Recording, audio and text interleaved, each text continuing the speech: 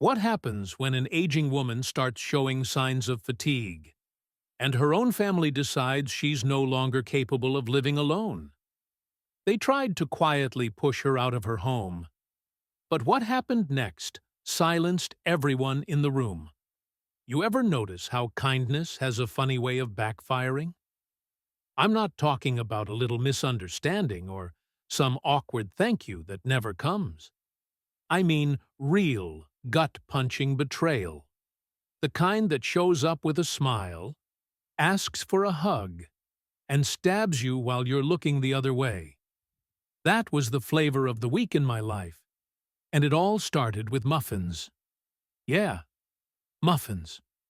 Every Wednesday morning, like clockwork, I woke up at 6:30 a.m., fed my birds, turned on the old jazz station that still played real music, and baked a fresh batch of blueberry muffins for the staff over at Millbrook Senior Center. Why? Because I could. Because it made me feel useful. And maybe, just maybe, because I didn't want to be one of those forgotten old women that people only remember when it's time to sell the house. That morning, everything looked fine.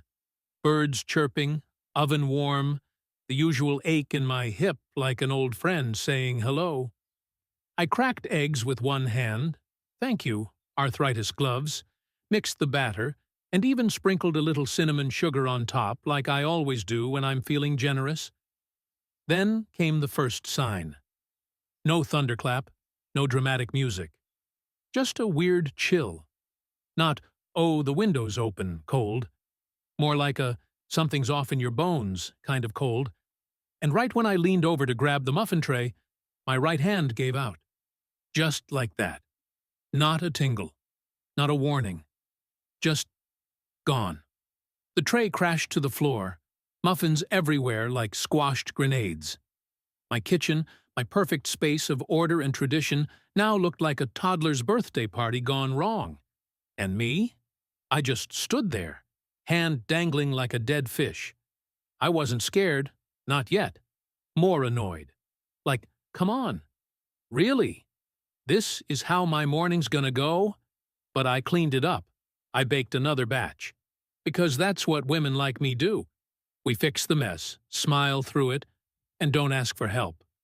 Stupid? Maybe. But it's habit at this point. At 9 a.m., I showed up at the center with a fresh basket, still warm. I even wore my best cardigan, the one with the embroidered roses my late husband hated, and my granddaughter pretended to like. Susan, the head nurse, greeted me with a tight smile. "Oh, Margaret! You didn't have to." "Of course I did," I said, forcing a grin. "Besides, these muffins practically bake themselves." Lies, but I'm good at those. As I handed them out, my fingers tingled, like little electrical pulses running through them. I dropped a paper napkin and bent down to pick it up. Too fast. The world spun. Not a lot, just enough to make me grab the table. I laughed it off. Old lady clumsiness, right? Ha. Hilarious. "Are you sure you're okay, Miss Thompson?" one of the aides asked. I gave her my best don't pity me smile. "Sweetheart, if I keel over, at least I'll die surrounded by good company and better muffins." Everyone laughed. I didn't. Later that afternoon, I called my son, Daniel. Not because I wanted to, but because I needed someone to tell me it was nothing. That maybe I got up too fast. That I'm not dying. Big mistake. He picked up on the third ring. "Ma? What's wrong?" "Nothing," I said like a liar. "Just wanted to check in." Silence. You never just check in. All right, fair point. So I told him about the tray, about my hand, about the dizziness. He didn't gasp. He didn't panic. He sighed. "Ma, we've been talking." That phrase. That cursed four-word phrase. Nothing good ever follows. We've been talking. "You and your sister?" I asked. "And Lacey." Lacey? My granddaughter. My sunshine. My reason for not turning into a bitter old crone. "What is it, Daniel?" He cleared his throat. Maybe it's time we looked into options. Options? Like assisted living, just until you're back on your feet. I'm not off my feet, I snapped. He paused. Look, we're just worried. And Lacey said you forgot her birthday. Now, that stung.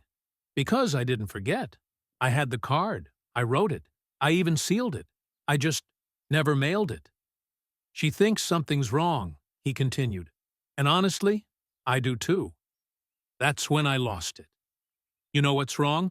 I raised 2 kids, buried a husband, survived breast cancer, and still have the energy to bake damn muffins every Wednesday. That's what's wrong. More silence. Then he said, Ma, don't be dramatic. Click. I hung up. I don't even remember doing it. My hand just acted on its own. I sat there staring at the phone like it had cursed me. And then came the second sign. My eyelid. Twitching. Non-stop. Like a nervous tick from a cartoon character who's just about to explode. I stared in the mirror, half expecting it to stop. It didn't. And you know what else I saw? My mother's face. Not mine. Heron-tired eyes, pale skin, that defeated look of someone who's just trying to make it through the day without crying in the frozen peas aisle at the grocery store. And just like that, my heart sank. I wasn't tired. I wasn't clumsy. I was changing. And not the good kind of change. Not the reinvent yourself after retirement kind. This was the your body's turning against you and no one cares because you're old now kind of change. That night, Lacey came over. She brought Brian, her husband, who's got the emotional depth of a paper towel. Hey, Grandma, she said cheerfully. How are you feeling? Like I've been hit by a bus that didn't even have the courtesy to honk. Brian chuckled. She's still got it. I always had it, I muttered. Lacey sat down beside me, all softness and concern. We just want what's best for you. No, you want what's most convenient. They didn't laugh at that one. We think you should come tour a place with us. Just see it. No pressure. Oh, there's always pressure. It's just served with a smile and low-sodium cookies now. You can't push me out of my own home. No one's pushing, she said quickly. We're just suggesting. Brian nodded like a bobblehead. And we've already made an appointment. That's when I knew. This wasn't about concern. This was about control. And damn it, I wasn't ready to hand over the keys just yet. What happened next changed everything. You don't want to miss how it all unfolded, because the real battle was only just beginning. Let me tell you something about getting old. It's not the wrinkles or the gray hair that gets to you. It's the moment your own family starts treating you like a cracked vase on the edge of a shelf. Like you might shatter if someone so much as sneezes too close. That Friday morning, I woke up with the third sign. I call it the morning shuffle. You know, that moment you stand up and realize your legs didn't get the memo. Like they're still off duty. My right knee buckled, again, and for a brief, glorious second, I thought, well, this is it, Margaret. Down you go. Hope the floor's in the mood for visitors. But no, I caught the dresser. Barely. Bruised my shoulder, but hey, I didn't die, so I guess that counts as a win. I made my way to the kitchen like a woman twice my age. The tiles felt colder. My breath came shorter. And when I reached for the kettle, my hand hesitated. Not trembled. Hesitated. Like it wasn't sure we really needed tea that badly. And it was right. What I needed wasn't tea. It was answers. You see, something was changing. Not just physically, mentally. I started second-guessing everything. Did I turn the stove off? Did I feed the birds? What day was it? I'd open the fridge and forget what I came for. And worst of all, I couldn't tell anyone. Because the moment you say the words, "I'm worried," They whisk you off for tests and clipboard evaluations, and suddenly you're living in a studio apartment where someone else controls your thermostat. So I kept quiet, and I smiled, and I pretended nothing was wrong. Until the weekend. Saturday, Lacey and Brian came back, and this time they brought reinforcements. Enter my son Daniel, king of the practical, master of emotionless concern.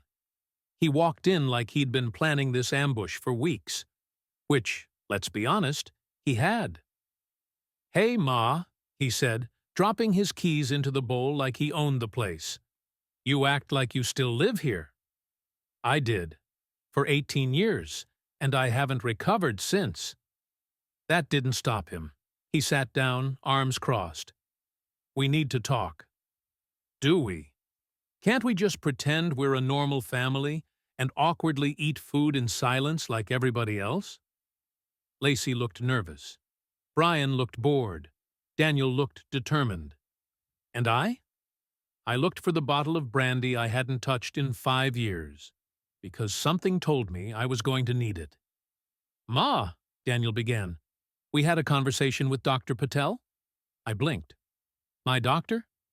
"No," he said, far too casually. "A doctor." "Oh, good," I said. "So now you're consulting strangers about my brain." Lacey cut in. "It's just a geriatric specialist. He says small tremors, confusion, fatigue. It could be early signs of something serious." "You mean like being 74 and tired of everyone's bullshit?" "Mom," Daniel said sharply. "No, no," I waved him off. "Go on. What else did this magical doctor say? Should I stop using stairs? Sell my furniture? Maybe invest in adult diapers while I'm at it?" "Don't be ridiculous," Brian said. "Oh, honey," I turned to him. "I was ridiculous the day I let you marry my granddaughter." That shut him up. They showed me brochures, colorful pamphlets of smiling seniors playing shuffleboard, painting watercolors, and apparently forgetting they once had real lives. One even said, "Where independence meets peace of mind." Yeah, you know where else that line works? Funeral homes. They called it transitional living. I call it exile. I stood up, slow but firm, and told them to get out. Daniel looked wounded. "Ma, we're trying to help." "Number, you're trying to handle me." And just like that, I saw it in his face. Relief. Like he could finally say what he'd been holding in for months. "I can't take care of you, Ma." "I never asked you to." "But you need someone." "No," I said, my voice ice cold. "What I need is for you to stop treating me like I'm already gone." Lacey started to cry. Brian offered her a tissue like he was at a funeral. And I went upstairs, because if I opened my mouth again, I was going to scream. That night, I wrote a list. I called it the inventory of my decline.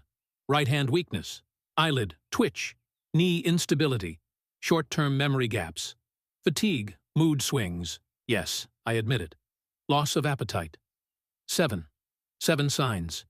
And that's when it hit me. These weren't random. They were warnings. My body, my damn body, was trying to tell me something. And I hadn't been listening. So I did something I hadn't done in a long time. I prayed. Not because I'm particularly religious, but because sometimes, when you have no idea what the hell is going on, shouting into the void is the only thing left.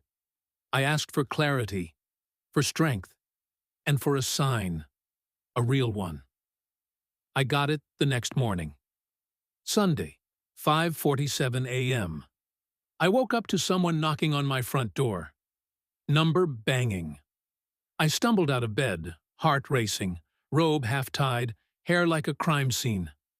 I opened the door, and there stood Frank, my next-door neighbor. 76, grumpy, and allergic to shirts. "Margaret," he barked, "your bird feeder's on fire." "What?" I said, "I heard you." Turns out, A squirrel had chewed through the wiring on my porch light, sparked a small blaze, and knocked the bird feeder into the bushes. The flames hadn't spread, yet, but my home, my sanctuary, had almost become barbecue. And me, I'd slept through it. I always wake up at 5. Always. But not that morning. Frank helped me douse the last smoldering branches. I offered him coffee. He declined. "You all right?" he asked. "No," I said, "but I'm working on it." He grunted. "Tell your kids to back off. You still got more fire than that bush." And then he waddled off. That was the moment I decided 2 things. I wasn't crazy. I needed to know what was happening before someone else made the decision for me. I called Dr. Patel, my actual doctor, not the mysterious one my son found on Google. I told him everything, the symptoms, the feelings, the fear. He listened. And then, for the first time in weeks, someone spoke to me like I was a human being, not a liability. "We'll run tests," he said. "But, Margaret, I'm glad you called. You did the right thing." Damn right I did, because this is still my life, and I'm not letting anyone bury me before the ground's even cold. This is the climax. Everything you've waited for, it's right here. Stick around to see how I turned the tables and made them all finally listen. Part 3 is where the real reckoning begins. Don't miss it. Let me tell you, nothing makes you feel more like an exhibit in a science museum than walking into a clinic at 74 and saying, "Something's wrong, but I can't prove it." Dr. Patel didn't waste time. He was the only one in my entire orbit who didn't speak to me like I was made of antique glass. His office smelled like fresh coffee and disinfectant. Oddly comforting, like someone finally had their shit together. I sat on that crinkly, paper-covered table while he poked, prodded, and ran every test short of asking me to solve world peace. Blood work, reflex checks, memory games, even one of those machines where they stick wires on your head and act like your thoughts are about to come out in print. At one point, he handed me a laminated card and said, "Repeat the words. Apple, penny, table." I blinked. "Doc, I'm not 5. Humor me." "Fine. Apple, penny, table." Then he distracted me with some nonsense questions like, "Who's the president and what year it is?" As if anyone actually wants to remember that these days. And asked me to repeat the words again. I got 2 out of 3. He nodded slowly, made a note. And that scared the hell out of me. The worst part about tests isn't taking them. It's waiting. The silence in between. The not knowing that gnaws at your ribs like a rat in the attic.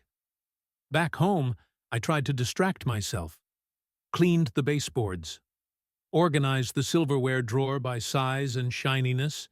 Even tried knitting again, though that lasted 5 minutes before my hands rebelled like union workers on strike. Then came sign number 4, the hallucination. Now wait, don't roll your eyes. It wasn't full-blown ghosts or little green men.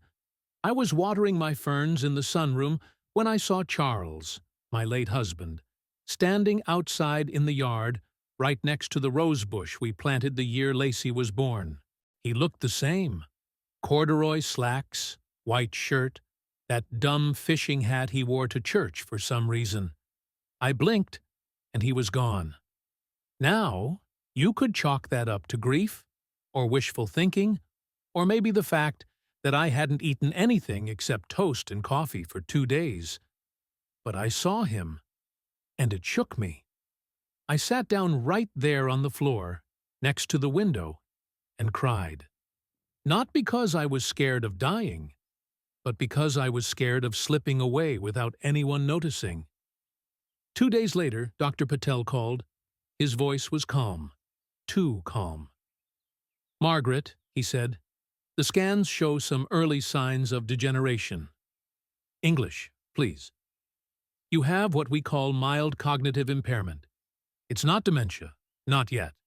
but it means your brain is working harder to do what used to come easy. Great.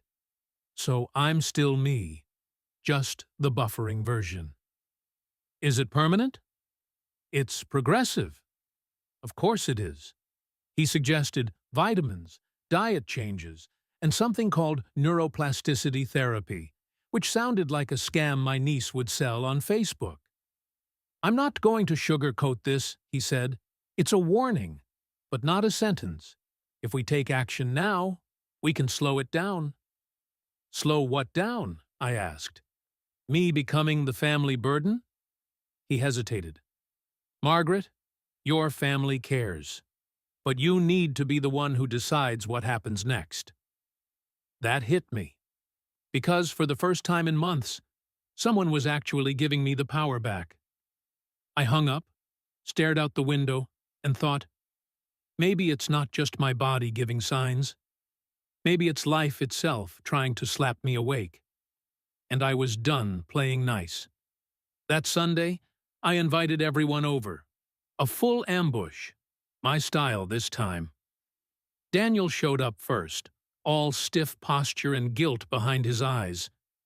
Lacey brought Brian, who for some reason wore a suit jacket like we were attending a bank meeting. I made coffee, the strong kind, and laid out homemade lemon squares on my best china. Presentation matters when you're about to start a war. They sat awkwardly, like students waiting for a pop quiz. I stood, not behind the table, not near the door, in the middle of the damn room, right where they had to look at me. I have something to say, I began. Brian started to interrupt, but I raised a hand like a traffic cop in church. Not a word until I finish. They blinked. I continued. I've been running tests, not just the medical kind. Tests on how many times my family looks me in the eye before changing the subject. Tests on who actually listens when I say I'm fine, but mean I'm falling apart. Tests on how many brochures it takes before I'm no longer a person, but a problem to solve. Daniel looked down. Good. I'm not going to a home. I'm not signing over the house. I'm not putting my life in a box because you're afraid of watching me age. Silence. Then Lacey, bless her naive little heart, said, But Grandma, we just want you to be safe. I want me to be seen. More silence. I have a condition, I continued. Not an expiration date. And I'll be damned if I let anyone treat me like leftover casserole. Daniel shifted in his seat. What if something happens? Then I deal with it. Not you. Not Brian. Me. And here's where I drop the real bomb. I've updated my will, and unless I see some serious changes, certain names might find themselves mysteriously missing from it. Brian turned pale. Lacey gasped. Daniel looked like he bit into a lemon. I leaned forward, sipping my coffee slowly. You want to help? Start by asking how I'm feeling instead of assuming. Show up, not with brochures, with time. Then I sat back and smiled, because for once, just once, I had the floor, and they had nothing. After they left, I felt lighter, not healed, not fixed, but heard. And that was more powerful than any prescription. Later that night, I wrote a new list, not of signs, of decisions. Start memory games every morning. Join a support group, real humans, not Facebook. Cut back on caffeine. Walk more. Even if my knee screams, speak up when I feel dismissed. Forgive myself for being scared. Stop apologizing for being alive. Because here's the thing. Getting older isn't a failure. It's a fight. And I'm not done swinging. You've seen the confrontation. You've felt the shift. But what comes next is the part no one expects, when the tables truly turn. Let me get one thing straight. This part isn't about revenge. It's not some dramatic twist where I sue my family, sell my house, and ride off into the sunset in a convertible with a younger man named Rico. Although, don't tempt me. This is about reclaiming my damn narrative. After I gave my family the verbal spanking they didn't know they needed, something shifted. Not in them. No. Daniel's still emotionally constipated, and Brian still blinks too much when he lies. But in me, for the first time in months, I remembered who I used to be, who I still am. A woman who once balanced a checkbook, packed 3 lunchboxes, buried a husband, fixed the roof with duct tape, and never once asked for applause. And yet, here I was, letting a few symptoms and a twitchy eyelid erase my entire resume. Not anymore. The following Monday, I limped, into Dr. Patel's office with a list. A real, handwritten, ink-smudged plan. Not for him, for me. "Margaret," he said, looking amused, "is that your grocery list or a manifesto?" "A little of both," I replied. "But if I'm going to die eventually, and we all are, Doc, I'm not going quietly while someone else manages my calendar." He smiled and nodded like a man who had finally realized I wasn't here for polite sympathy. I was here for strategy. We talked options, brain exercises, meal plans, vitamin routines, things to keep the lights on upstairs while the wiring frayed. It wasn't perfect, but it was mine. I even agreed to try one of those group sessions for older adults with cognitive decline. Now, that was an experience. Picture this: 12 strangers in a windowless church basement, seated in a circle like we're about to summon the ghost of dignity. There's Mary, who keeps repeating the same joke every 8 minutes. George, who hits on every woman in the room regardless of whether they're conscious. And sweet, shy Florence, who hasn't said a word since Nixon resigned. Then there's me, sitting with my coffee, eyes narrowed, waiting for someone to say something I can actually use. And then Helen speaks up. Helen, 82, loud voice, skin like crumpled silk, cane with rhinestones on the handle. She looks around and says, "You know what bothers me? That everyone thinks we're fragile. Like we don't remember how to fight." And just like that, I found my tribe. By the end of the month, we'd formed our own rebel group. We called ourselves the Resistors, half joke, half threat. We met twice a week, compared symptoms, told stories, and called out nonsense when we saw it. Helen started a blog. Don't ask how. I'm still convinced her nephew did it. I wrote a column for the local newsletter titled, "Dear Young People, We're Not Dead Yet." One of my posts went mini-viral. Okay, so maybe it was 400 shares, but Lacey called me in shock. "Grandma, people love what you wrote." Well, I told the truth. "They want to interview you." "For what?" "A podcast." Oh, Lord. Next thing I know, I'm sitting in front of a microphone, telling the story of how my body staged a silent protest. My family tried to shut me down like a mall food court, and I told them all to get the hell in line behind me. It aired, and then it exploded. Comments poured in, messages from strangers, people my age, younger, older, people who felt erased, overlooked, patronized into silence. One woman wrote, "I'm 72. I thought I was going crazy. You made me feel human again." And I cried. Not because I was sad, but because someone, somewhere, finally understood. Then the local news picked it up. I was invited to speak at a town hall about elder dignity. I told them I'd only show up if they had coffee with actual caffeine. Even Daniel came. He stood in the back, arms crossed, trying not to look impressed. But I saw it, that flicker in his eyes. The moment when he realized his mother wasn't going quietly into the night. She was throwing on a spotlight and grabbing the mic. Afterward, he came up to me. I didn't know you felt like that," he said. "You didn't ask." He nodded. "You're right." Then he hugged me. for real. Not the quick, obligatory side hug. The kind he used to give me when he was 8 and scared of thunderstorms. "I'm sorry," he whispered. And finally, I heard what I needed. The last sign came quietly. No twitch, no stumble, no hallucination. Just peace. I woke up one morning, walked to the kitchen, made tea, and realized my body still hurt. My brain still flickered. But I wasn't afraid anymore. I wasn't waiting for the next thing to go wrong.